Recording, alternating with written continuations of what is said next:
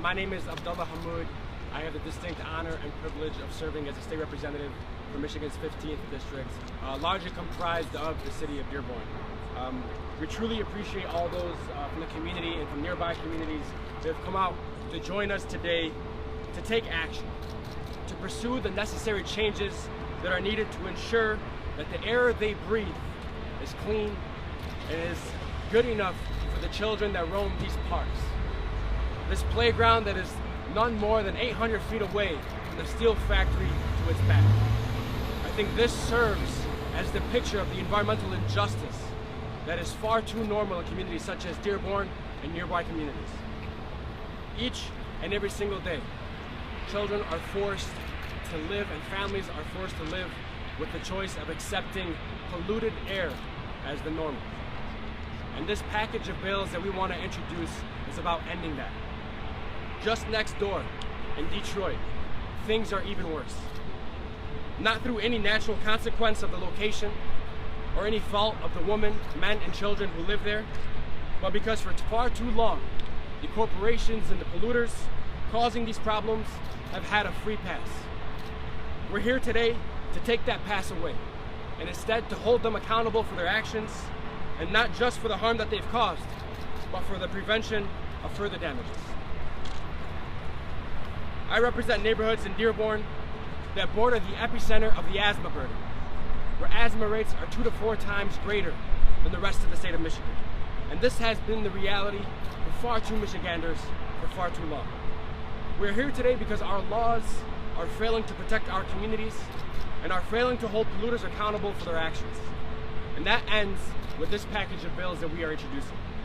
My colleagues and I are proposing fundamental changes to our air quality regulations here in Michigan to put the public health and environmental crisis behind us.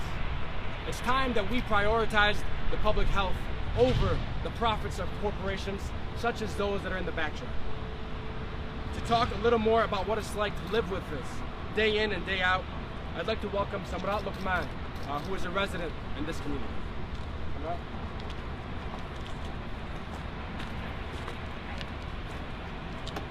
Thank you, Abdullah Hamoud.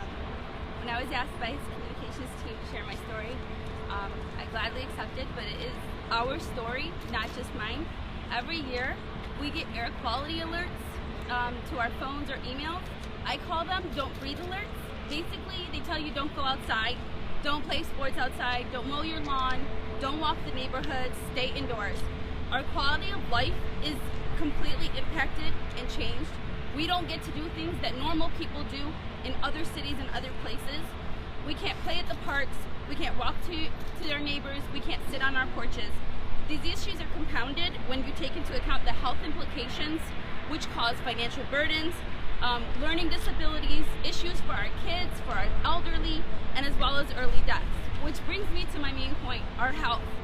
Our reproductive health has forever been altered. The implications that it has on future generations, we don't even know at this point.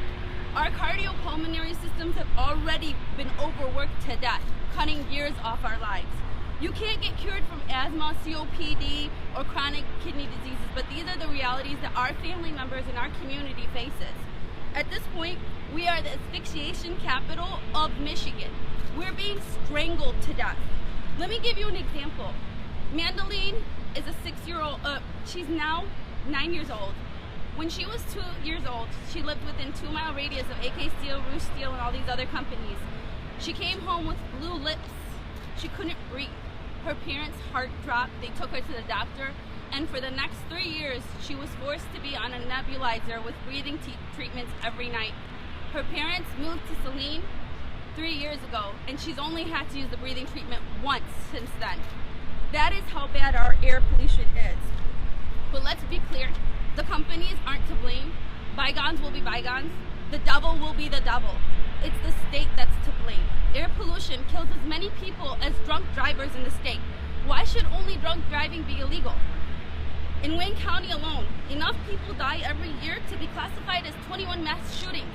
That's one every couple of weeks. It's hard to conceptualize, but it's true, and it's our reality. We need the changes in the legislation that will allow us to live better, to be normal people. I want to thank Abdullah Hamoud for pushing through legislation that will help us eventually. And I want to emphasize that this administration can make these changes and should make these changes, even without this legislation being passed. I could go on forever, but I know we're pressed for time, so I just want to thank you all for being here. So thank you, Samra. Next, I'd like to call on my colleague from the neighboring district, State Representative Tyrone Carter. Good morning. Thank you, Rep. Hamoud, and thank you all for being with us today. As he said, I'm State Representative Tyrone Carter. I represent the 6th House District, which includes Ecorse, River Rouge, and everything downtown. As many of you know, while I'm proud to represent the people of our community, we also have the unfortunate distinction of being the worst air quality in the state. As a matter of fact, we're 12th in the nation. In a state that has abundant natural resources like ours, you wouldn't think that possible. After all, we are the Great Lakes state. Tourism from all over the country and even the world come to swim in our lakes and fish in our rivers. Yet, we're also a state of contradictions.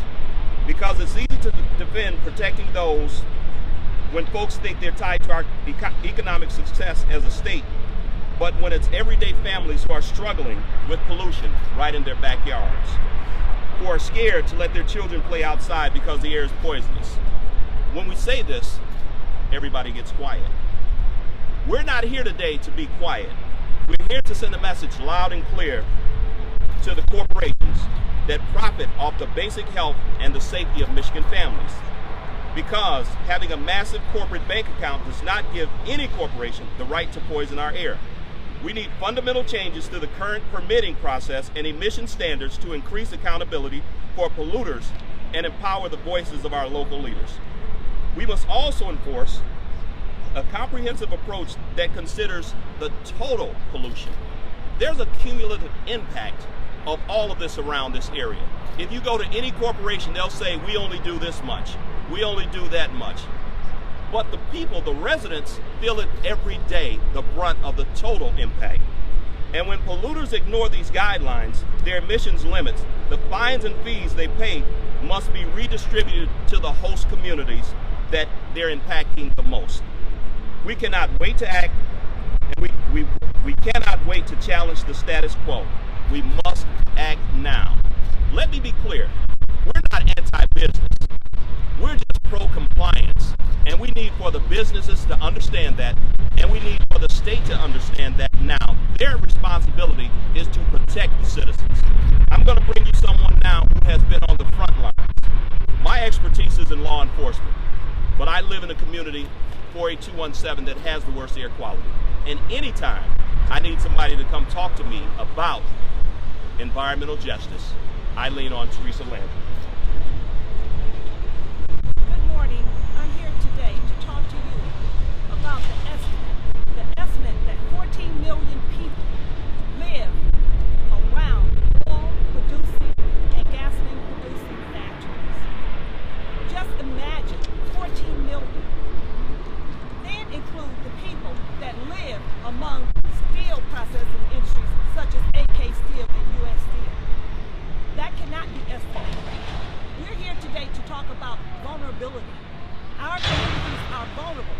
Our children, our women, our elderly, they are being impacted. We can no longer ignore what is happening. As the pollution blows in the air and floats on the water, the more affluent communities that are white and privileged are not safe. This impacts everybody. Right now, the time is now for change to happen. And with legislation, we know that it can occur. We have to be proactive because our children are our future, and we're losing them at an alarming rate as the asthma rates go off the chart, as the cancer rates go off the chart. We have to act now to protect the most vulnerable, which are our children and ourselves.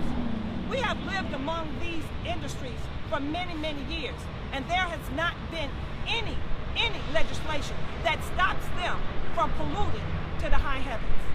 Right now, we're asking the legislation to take action.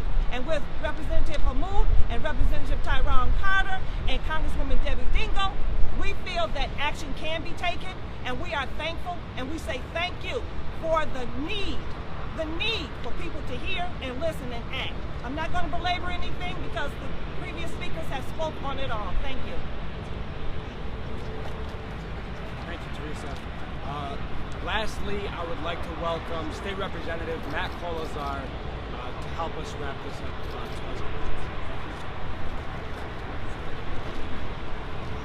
Good morning. Thank you, everybody, for being here. Thank you so much for Teresa and Samra for sharing your stories. I also want to thank Ralph Lassell of the Conservancy Initiative, a group that brought environmental pollution to the forefront of my district. I should say, sorry, air pollution to the forefront in my district. I'm State Representative Matt Colazar. I represent the communities of Northville, Plymouth, and the eastern portion of Canton.